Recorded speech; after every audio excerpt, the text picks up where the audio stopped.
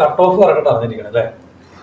Cut off നമ്മൾ ഒന്നെങ്കിൽ നമ്മൾ വെസൽ ഓപ്പറേറ്ററോട് ചോദിക്കും കട്ട് ഓഫ്, അല്ലെങ്കിൽ DP വേൾഡിന്റെ സൈറ്റിൽ കട്ട് ഓഫ് കിടപ്പുണ്ട്.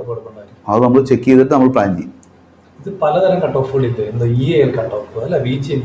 അതായത് ഒന്ന് VGM കട്ട് ഓഫ് ഉണ്ട്. VGM കട്ട് ഓഫ് എന്ന് പറഞ്ഞു കഴിഞ്ഞാൽ ഇപ്പോൾ ആക്ച്വൽ കട്ട് ഓഫ് 2 ദിവസം മുമ്പൊക്കെ ആയിരിക്കും. കാരണം അവർക്ക് ലോഡിംഗ് ലിസ്റ്റിലേക്ക് പ്ലാൻ ചെയ്യാൻ വേണ്ടിയാണ്. കാരണം VGM എന്ന് വെച്ചാൽ വെരിഫൈഡ് ഗ്രോസ് വെയിറ്റ് ആണ്, മെഷർമെന്റ് ആണ്. അപ്പോൾ കറക്റ്റായിട്ട് അവർക്ക് ഇത് പ്ലാൻ ചെയ്യാൻ വേണ്ടി VGM കട്ട് ഓഫ് കൊടുക്കുക. പിന്നെ അപ്പോൾ VGM കട്ട് ഓഫ് നേരത്തെ മേടിക്കും. ഇപ്പം എല്ലാ ലൈൻസും VGM കട്ട് ഓഫ് ആദ്യം മേടിക്കും പ്ലാൻ ചെയ്യാൻ വേണ്ടി. അത് നമ്മൾ കൊടുത്താൽ പിന്നെ അത് അവരെ ലിസ്റ്റിൽ പെട്ടു. ഷിപ്പറുടെ റെസ്പോൺസിബിലിറ്റി ആണ്. പക്ഷെ നമ്മൾ ഷിപ്പറുടെ ലെറ്ററിൽ ഷിപ്പർ കൊടുക്കുന്നതാണ്.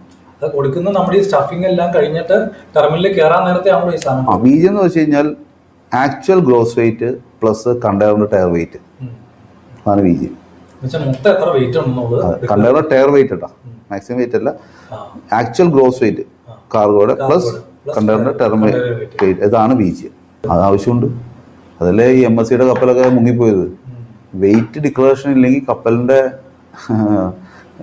കപ്പാസിറ്റീനെ ബാധിക്കും, പ്ലാനിങ് എല്ലാം തെറ്റും. കാരണം വെയിറ്റ് അവർക്ക് എക്സീഡ് ആയി കഴിഞ്ഞാൽ അവർക്ക് ലോഡിങ് നിർത്തും. പണ്ട് കണ്ടെയ്നേഴ്സിന്റെ കണ്ടെയ്നർ നമ്പർ വെച്ച് ലോഡ് ചെയ്യായിരുന്നു. ഇപ്പൊ അങ്ങനെയല്ല, വെയിറ്റ് എക്സീഡ് ചെയ്ത് അപ്പോൾ ലോഡിങ് നിർത്തും.